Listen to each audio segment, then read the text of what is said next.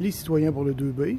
Alors, on est lundi le 26 septembre 2022 et je suis présentement au centre communautaire Ferland.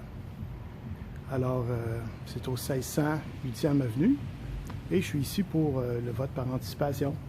Alors, on va aller voir comment que ça se passe à l'intérieur de notre lieu de vote. Le vote par anticipation avait commencé hier, dimanche, le 25. Et aujourd'hui, on est le 26. C'est la deuxième et dernière journée pour le vote par anticipation. Alors, on va aller voir comment que ça se passe.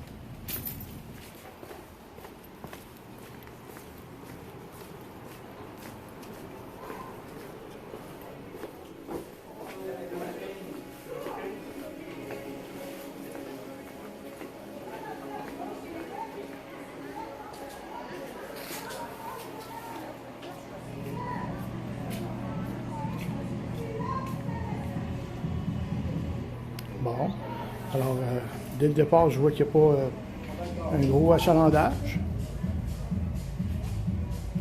Pratiquement personne. Quelques personnes à l'intérieur de la salle qui votent, mais pour ça, ça semble très tranquille.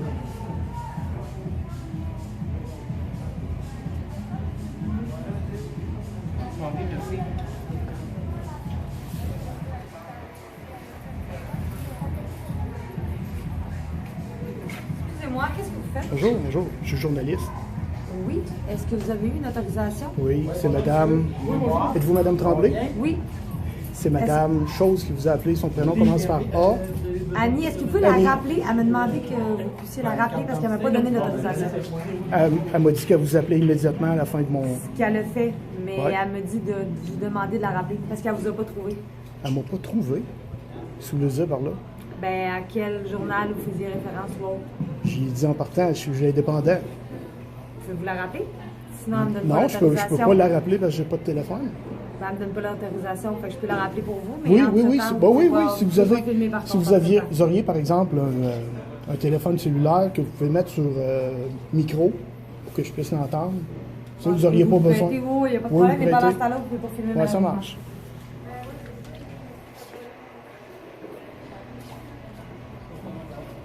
Je l'ai mis en pause.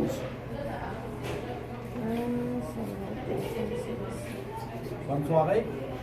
On va aller juste un peu plus loin parce qu'on va moins Ah entendre. oui, oui. Bon, alors, Annie Turner, bonjour. Bonjour Annie, ici Tania Tremblay au centre Ferland. J'ai la personne avec moi.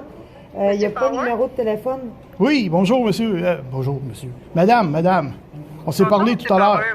Oui, on s'est parlé tout à l'heure. Écoutez, j'avais pas noté votre numéro de téléphone.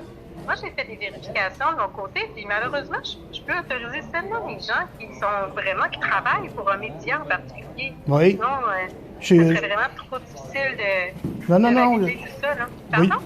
Voyez-vous, je vais vous simplifier la tâche beaucoup parce qu'au Canada, on a la liberté de la presse. La liberté de la presse, ça veut dire que n'importe qui peut être journaliste. Point à la ligne. Il n'y a pas besoin. Ça ne peut pas être basé sur des accréditations professionnelles ou sur un statut.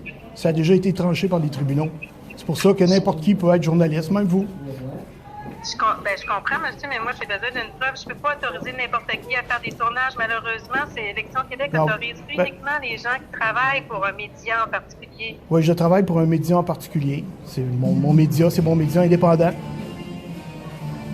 Vous comprenez? Écoutez, ben non, en fait, Les pas journalistes l'autorisation indépendants ont pour exactement le laisser même tourner. droit d'accès à la presse libre que n'importe qui. Oui, je comprends ce que vous me dites, monsieur, mais malheureusement, j'ai pas l'autorisation de vous laisser tourner dans ce Je l'ai déjà, milieu-là, là. l'autorisation, madame. C'est dans la Charte canadienne des droits et libertés, à l'article 2B. Liberté de la presse. Ça a Ouais, déjà été mais- tranché par les tribunaux, comme de quoi que tout le monde est journaliste au Canada. Écoutez, je vais vous le répéter une dernière fois. Je vous donnerai pas l'autorisation de tourner. Je suis désolée de ne pas vous l'avoir dit tout à l'heure, mais j'ai vérifié de mon côté avec Élection Québec, puis c'est pas des autorisations qu'on donne à n'importe qui, malheureusement. J'ai déjà l'autorisation, madame. J'ai de l'autorisation de la Cour suprême du Canada, de la Charte canadienne des droits et libertés. Ça a déjà été tranché par les tribunaux. Il y a amplement de jurisprudence à cet effet-là. Je vais être obligée de vous demander de sortir du lieu de vote, sinon moi je vais devoir appeler la police, puis allez vous sortir du lieu de vote. Si vous obtempérez pas, madame. monsieur, je vais... je vais devoir m'exécuter à l'instant. Je ne peux pas vous donner l'autorisation. Puis si vous continuez, ben, vous troublez l'exercice du vote. Donc, de quelle façon? Je veux dire, vous aviez Mme Tania Tremblay ici. Puis, vous avez Mme Tania Tremblay ici. J'aimerais ça qu'elle vous dise. Tania, c'est mon primo. J'aimerais ça qu'elle vous dise de quelle façon j'ai troublé le vote jusqu'à maintenant. Je vous entends absolument pas, là. Pouvez-vous demander à Mme Tania de quelle façon j'ai troublé l'exercice du vote jusqu'à maintenant? Je vous demande de sortir parce que vous n'avez pas l'autorisation. Si vous voulez aller voter, il n'y a pas de problème, monsieur. Mais si vous êtes là pour prendre des images, je vous ai mentionné que je ne pouvais pas vous donner l'autorisation. Bon. Maintenant, si vous n'acceptez pas de sortir, je vais devoir envoyer quelqu'un pour le faire. J'accepte, madame, j'accepte. Juste que vous compreniez, juste un instant, que vous compreniez que vous vous engagez directement dans une poursuite civile, parce que vous violez mes droits à la presse libre. Vous comprenez ça? Vous comprenez bien tout cela? Écoutez, on réglera ça à l'extérieur, s'il vous plaît. Là, je vais vous demander de ça. Parfait. Alors, madame, je suis vraiment désolé, mais vous allez devoir passer devant un tribunal. C'est bon, je vous remercie. Merci. Pouvez-vous me repasser, Tania? Oui, puis Madame Tremblay, c'est pas de votre faute, je comprends. Vous êtes juste la représentante. Bonne journée, bonne soirée.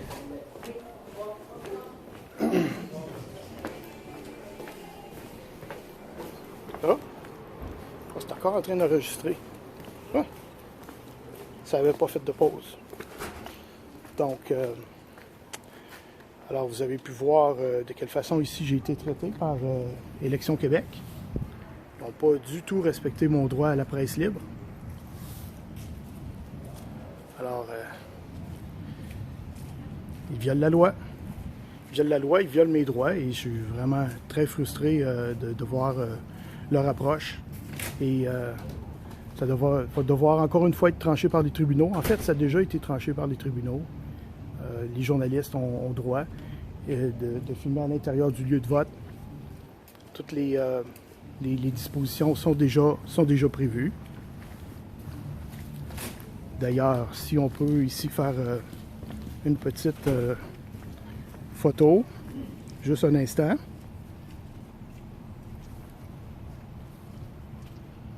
Alors, je suis de retour. Alors, comme vous voyez, je suis sur le site d'électionquebec.qc.ca, ici, et c'est les lignes directrices pour les médias. Donc, avec les images que vous avez vues, j'étais à l'extérieur du lieu de vote. À l'intérieur du lieu de vote, c'est la salle où se déroule le vote. À l'extérieur du lieu de vote, ça peut être à l'intérieur de l'édifice, mais c'est à l'extérieur de la salle où se déroule le vote. Donc, les personnes autorisées, journalistes, réseaux d'information, etc., peuvent tourner des images ou prendre des photos d'électrices ou d'électeurs qui entrent et qui sortent du lieu de vote. Enregistrer une conclusion de reportage ou diffuser en direct. On peut même diffuser en direct. Elles ne peuvent pas demander à des électeurs et électrices pour qui ils ont voté, même hors caméra. Enregistrer une entrevue avec une personne candidate ou avec une personne associée à un parti politique. Alors, c'est ça ici. C'est ça les lignes directrices pour les médias. On peut maintenant voir sur le site fédéral du gouvernement du Canada, pour le ministère de la Justice, Charte canadienne des droits et libertés. Vous voyez ici à l'article 2, chacun a les libertés fondamentales suivantes. Et là, à B, vous voyez, y compris la liberté de la presse et des autres moyens de communication. Bon. Alors ici, maintenant, on a le jugement Glick versus Conniff. C'est un jugement du premier circuit de la Cour d'appel des États-Unis. Donc, c'est un jugement qui fait partie du Common Law. C'est un jugement de 2011. Et qu'est-ce qu'on peut y voir un petit peu plus loin? Dans ce jugement-là, ici, ça dit, je vous le traduis au fur et à mesure, la prolifération des appareils électroniques avec une capacité d'enregistrer du vidéo signifie que beaucoup de nos images et des événements courants nous proviennent de personnes du public qui ont un téléphone cellulaire prêt, qui est prêt, ou d'une caméra digitale, plutôt que d'une équipe traditionnelle qui tourne des nouvelles. Et les nouvelles ont maintenant autant de chances d'être amenées vers le public par un blogueur devant son ordinateur qu'un reporter d'un journal important. De tels développements rendent clair pourquoi les protections concernant la cueillette de nouvelles sous le premier amendement ne peuvent pas être basées sur une accréditation professionnelle ou un statut. Donc, comme vous avez entendu la dame au téléphone qui me parlait, pour elle, là, essentiellement, si j'étais TVA, ça serait correct, je pourrais faire mon travail, mais elle me dit, on ne peut pas permettre à tout le monde d'être journaliste. Alors, c'est extrêmement frustrant, étant donné qu'on a la liberté de la presse. La liberté de la presse, c'est garanti, par exemple, aux États-Unis, selon le premier amendement. Et tout ça ne peut pas être basé sur une accréditation professionnelle ou un statut. Essentiellement, tout le monde en Occident est un journaliste. Entre autres, grâce à ce jugement-là, Glick versus Conniff, c'est un des jugements. Et il y en a beaucoup qui ont confirmé que tout le monde peut être journaliste en Occident, étant donné qu'on a la liberté de la presse. Je vous remercie. Et puis, je veux rajouter que je suis vraiment très déçu et frustré que cette dame-là ait brimé de cette façon mon droit à la presse libre en ce 26 septembre. Et il va y avoir des suites à ça. Je vous remercie. Alors, je suis désolé, je suis de retour. J'ai trouvé d'autres choses très intéressantes ici dans Science News. Est-ce que n'importe qui peut être un journaliste? Un chercheur examine le citoyen journaliste. Donc ici, c'est un article qui parle d'un article qui a été rédigé par William E. Lee, professeur de journalisme à l'Université de la Géorgie.